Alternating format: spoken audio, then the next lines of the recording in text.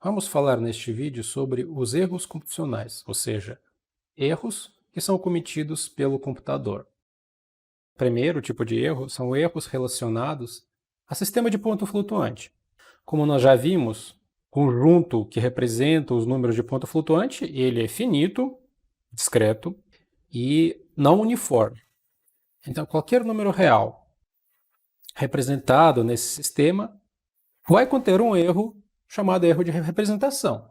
Além disso, assim como o conjunto que representa os números de ponto flutuante, ele não é uniforme, então qualquer operação aritmética vai também introduzir um erro. Os dois erros, erros de representação e erros de operações aritméticas, são relacionados ao sistema de ponto flutuante. Outro tipo de erros computacionais são erros cometidos por algoritmos. Antes de falar sobre erros específicos, primeiro vamos definir o que é um erro. Seja x chapéu uma aproximação para algum valor numérico x, uma aproximação qualquer. Definimos como erro absoluto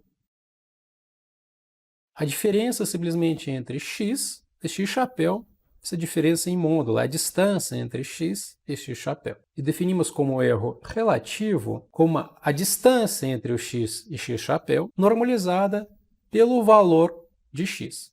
Obviamente, o erro relativo só pode ser calculado quando x é diferente de zero. Vamos exemplificar o conceito de erro absoluto e erro relativo.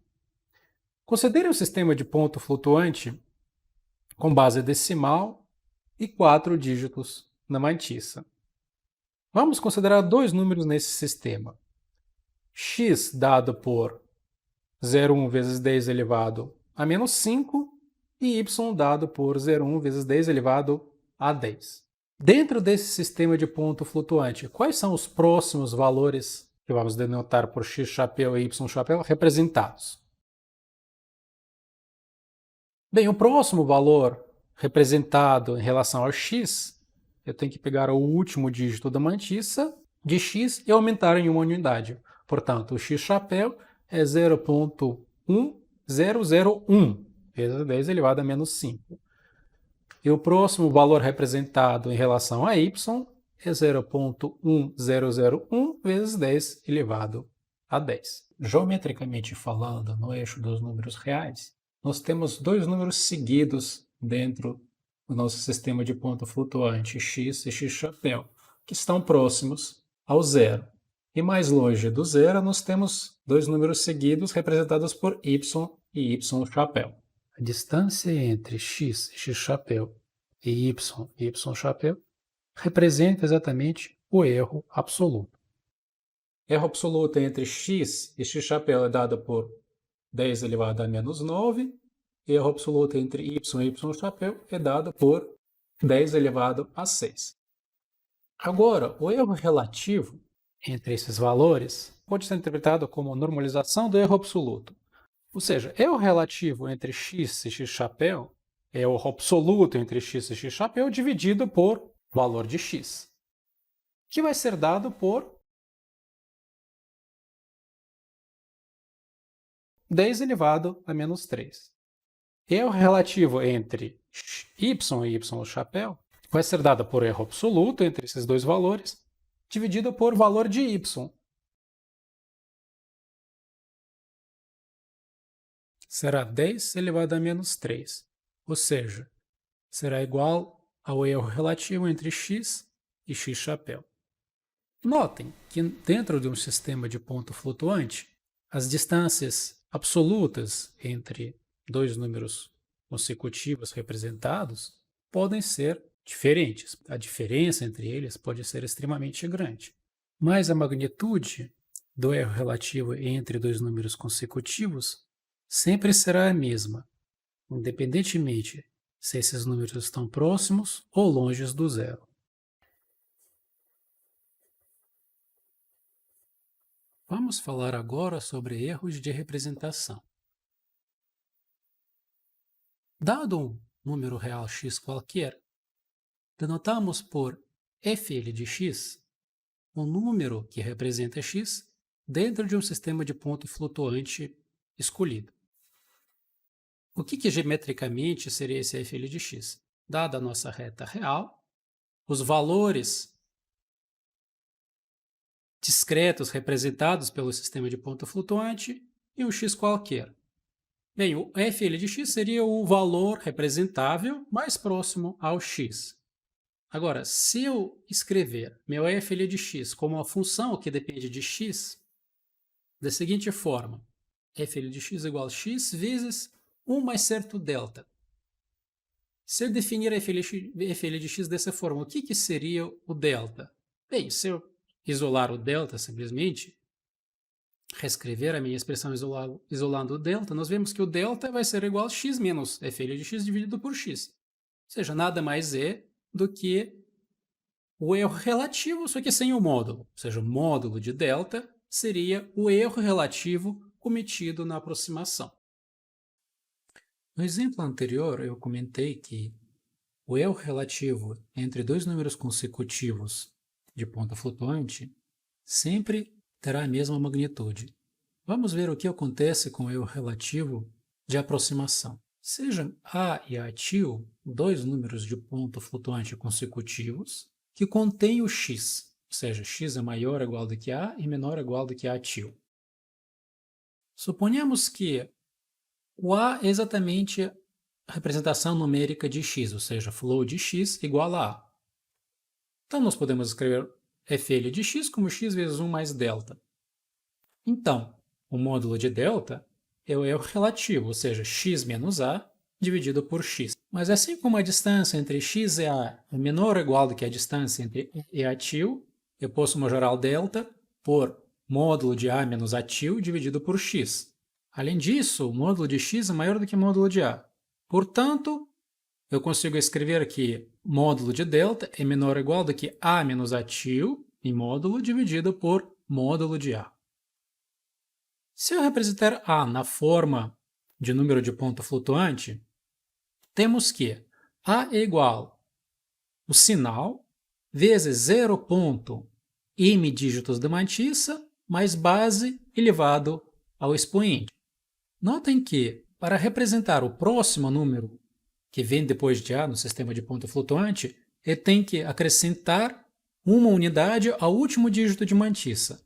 Portanto, A til pode ser escrito como sinal vezes a mantissa de A mais 0,00 m menos 1 zeros, 1, ou seja, eu vou acrescentar 1 apenas no último dígito da mantissa. Esse seria, então, a mantissa de A til, multiplicada por b elevado a epsilon.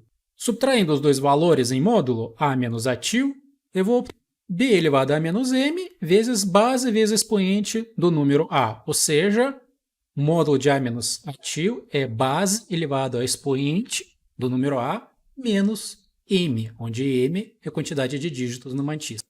Lembrando do fato que o primeiro dígito da mantissa, para garantir a unicidade, é maior do que 0 e menor do que b, isso quer dizer que o primeiro dígito, d1, é maior ou igual do que 1. Portanto, a mantissa de A, 0,d1, d2, dm, eu posso escrever que ela é maior ou igual do que 0,d1. Por sua vez, 0,d1 pode ser escrito como d1 vezes base elevada a menos 1. Mas assim como d1 é maior ou igual do que 1, então d1 vezes base elevado a menos 1 é simplesmente maior ou igual do que base elevado a menos 1. Juntando os dois fatos, obtemos que o módulo de delta, que pode ser escrito como menor ou igual do que A menos A til dividido por A, por sua vez vai ser menor ou igual do que b elevado a e menos m, que é a diferença entre A e A til, dividido por A. Mas como já falamos, a mantissa de A ela é sempre maior ou igual do que b elevado a menos 1. Portanto, essa razão entre A e A til dividido por A sempre vai ser menor ou igual do que b elevado a e menos m dividido por b elevado a menos 1 vezes b elevado a e. Ou seja, o delta vai ser sempre menor ou igual do que b elevado a menos m mais 1. Este valor, b elevado a menos m mais 1, é um valor especial dentro da aritmética do ponto flutuante. Denotamos ele por letra U, ou seja, b elevado a menos n mais 1, é U e chamamos esse valor de unidade de arredondamento. Ou seja, qualquer aproximação feita dentro do sistema de ponto flutuante, ou seja, qualquer número real que eu vou aproximar dentro do sistema de ponto flutuante, o erro relativo na aproximação, no máximo, vai ser a unidade de arredondamento. Nunca vai passar da unidade de arredondamento. E a unidade de arredondamento é dada em função da base do meu sistema de ponto flutuante e a quantidade de dígitos na mantissa. Podemos definir a unidade de arredondamento de outra forma, que é uma definição mais formal. A unidade de arredondamento é o menor número do ponto flutuante positivo, tal que, dado o nosso sistema de ponto flutuante, a operação 1 mais a unidade de arredondamento dá um número maior do que 1. Ou seja, U é o menor número de ponto flutuante, tal que 1 mais U é maior do que 1 dentro do meu sistema de ponto flutuante. No padrão I3E754, na precisão simples, como nós já vimos, na precisão simples eu tenho 24 bytes na mantissa. Portanto, a unidade de arredondamento é 2 elevado a menos 24 mais 1, ou seja, 2 elevado a menos 23, que é aproximadamente igual a 1,19 vezes 10 a menos 7. E na precisão dupla, temos 23 dígitos na mantissa, portanto, U é igual a 2 elevado a menos, tem 53 dígitos na mantissa, portanto, U é igual a 2 elevado a menos 53 mais 1, que é 2 elevado a menos 52, que aproximadamente dá 2,22 vezes 10 elevado a menos 16. Do ponto de vista do sistema decimal, isso quer dizer que na precisão simples, nós conseguimos guardar 7 casas decimais de qualquer número real. E na precisão dupla, conseguimos guardar 16 casas decimais. O erro, como vimos, o erro de representação o erro relativo de representação é sempre limitado pela unidade de arredondamento. O mesmo podemos dizer sobre operações aritméticas. Dados x e y, dois números de ponto flutuante quaisquer, então o número de ponto flutuante resultante da operação entre x e y, x operação y, vai ser sempre igual a x operação y vezes 1 mais delta. Ou seja, o erro relativo entre representação de ponto flutuante de x mais y e o valor verdadeiro de x mais y, de x operação y, sempre vai ser menor ou igual do que a unidade de arredondamento do nosso sistema do ponto flutuante. Então, se o erro relativo para qualquer operação aritmética é menor do que a unidade de arredondamento, então qualquer cálculo computacional terá erro relativo menor do que unidade de arredondamento,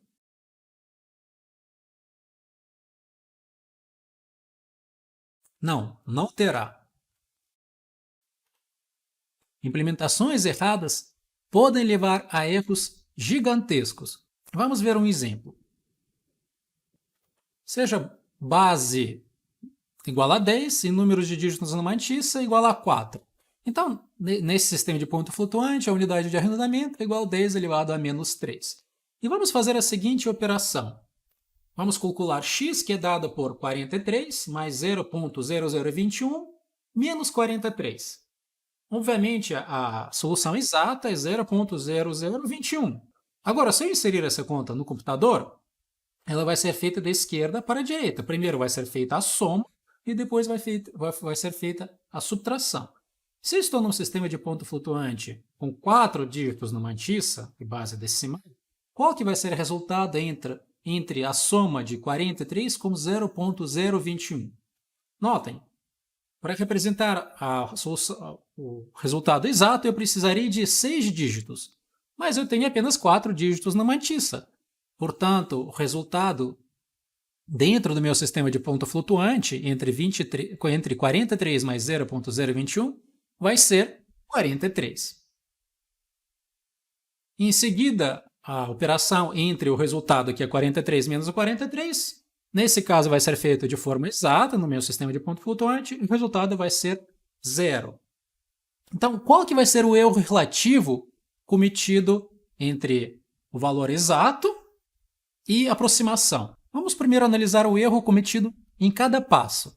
No primeiro passo, o erro relativo vai ser 43 menos o valor exato, que é 43,0021, dividido por 43.0021.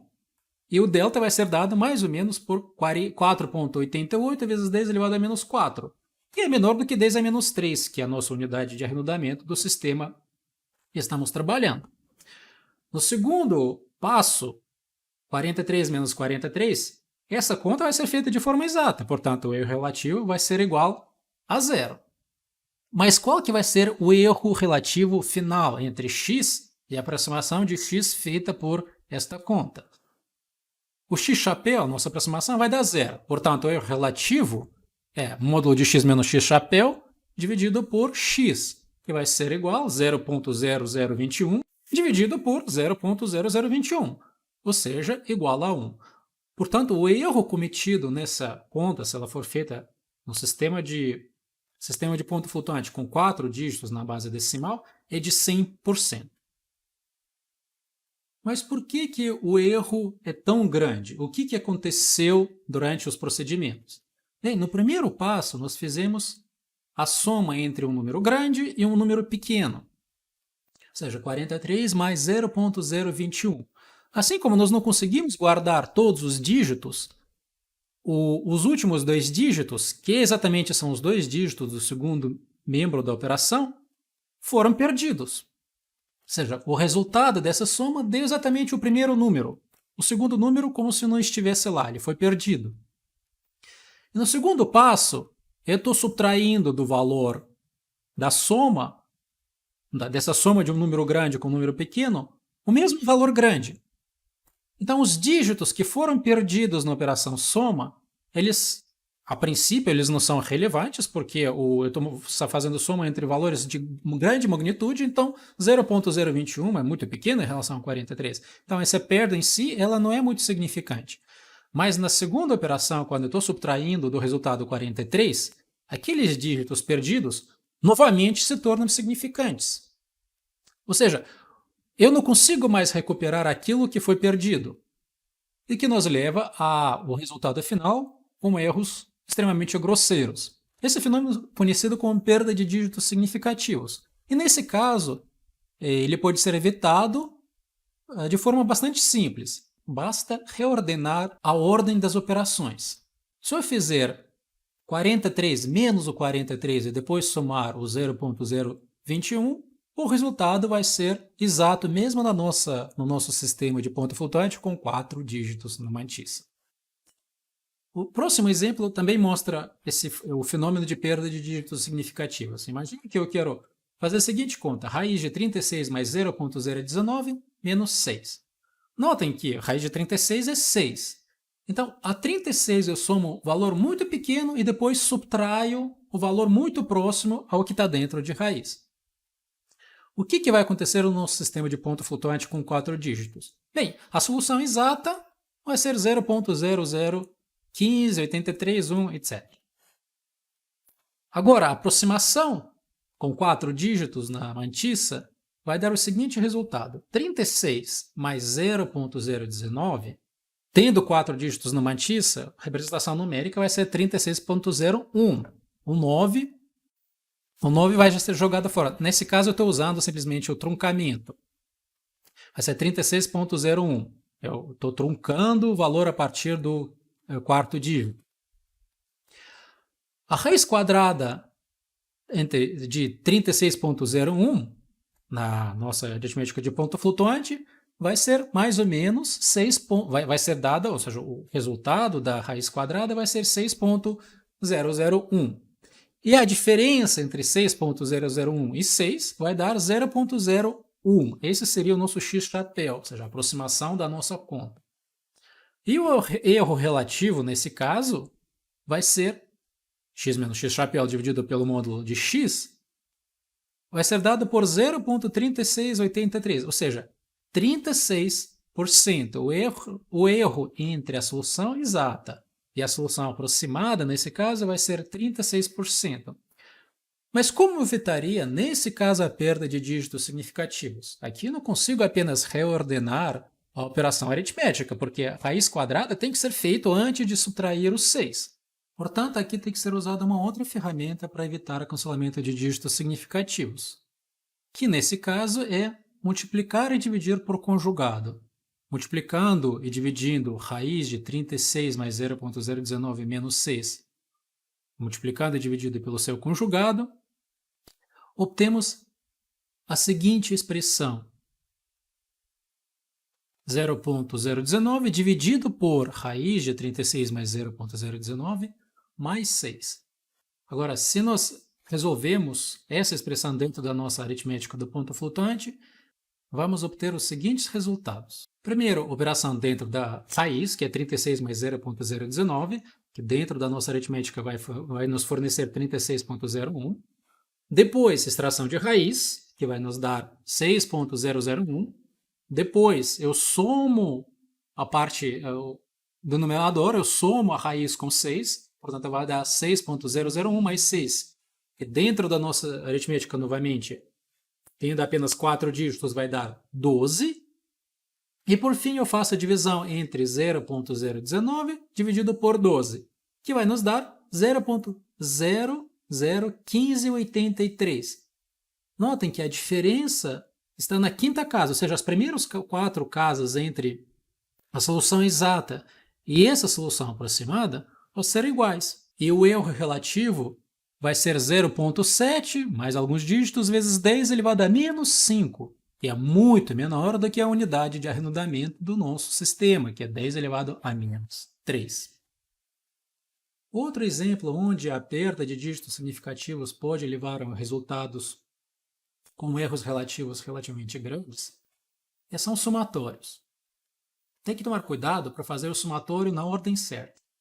Imagina que eu quero somar os primeiros 1000 termos da série 1 sobre n ao quadrado. Essa série aproxima o valor de π ao cubo, aproxima o valor de π ao quadrado dividido por 6. Então, eu quero fazer soma de primeiros 1000 elementos dessa série. E a implementação mais intuitiva possível é fazer a soma ser acumulada do primeiro ao milésimo elemento, ou seja, primeiro eu coloco soma igual 1 sobre 1 ao quadrado, depois esse elemento eu somo 1 sobre 2 ao quadrado, depois eu somo 1 sobre 3 ao quadrado e assim por diante. Ou seja, eu começo com maior elemento, eu vou somando os elementos que vão diminuindo de magnitude. Mas o que vai acontecer? Se eu tiver o meu sistema de ponto flutuante, novamente com base 10 e 4 dígitos na matiça, o primeiro elemento, para n igual a 1, eu tenho 1 sobre 1 ao quadrado igual a 1. O próximo elemento, eu vou somar a 1 sobre 2 ao quadrado, ou seja, a 1 eu vou sobrar 0,25. Depois eu vou somar a esse valor, 1,25, eu vou somar 1 sobre 3 ao quadrado, 1 nono, e assim por diante. Mas olhem, o que vai acontecer quando chegar no 10º elemento? Então eu vou ter valor maior do que 1, porque 1 mais 0,25, 1 mais 1 sobre 4, mais 1 sobre 9, mais 1 sobre 16, é um valor maior do que 1, mas vai ser menor do que 2, né, no caso, quando chegar no 10º elemento. E esse valor maior do que 1, eu estou somando 1 sobre 10 ao quadrado. 1 sobre 10 ao quadrado é 10 elevado a menos 4. E 10 elevado a menos 4 é menor do que a unidade de arredondamento. Então, ao valor maior do que 1, eu estou somando o valor que é menor do que a unidade de arredondamento. Pela definição que nós demos da unidade de arredondamento, a unidade de arredondamento é o menor valor possível dentro do meu sistema de ponto flutuante, tá? Que somado a 1 vai dar o valor maior do que 1. Agora eu tenho 10 a menos 4, que é menor do que a unidade de arredondamento. Portanto, somar um valor maior do que 1, algo que é menor do que a unidade de arredondamento, vai dar o mesmo valor. Ou seja, vai dar 1 ponto alguma coisa. Somando 10 a menos 4 ou qualquer valor menor, não vai mais mudar o somatório. Ou seja, todos os termos a partir do 10º não vão mais influenciar na soma. Mas se eu olhar para o somatório total do 10º elemento até o milésimo, o valor desse resto, que não vai ser acumulado mais, é 0,1. Ou seja, muito maior do que a unidade de arredondamento, que é 10 elevado a menos 3. Então, o que eu deveria fazer para acumular esses valores pequenos? Basta fazer o somatório, começando com os valores pequenos e indo para os valores grandes. Ou seja, eu faço o somatório da direita para a esquerda, de n igual a 1000 até o n igual a 1, diminuindo de 1 em 1.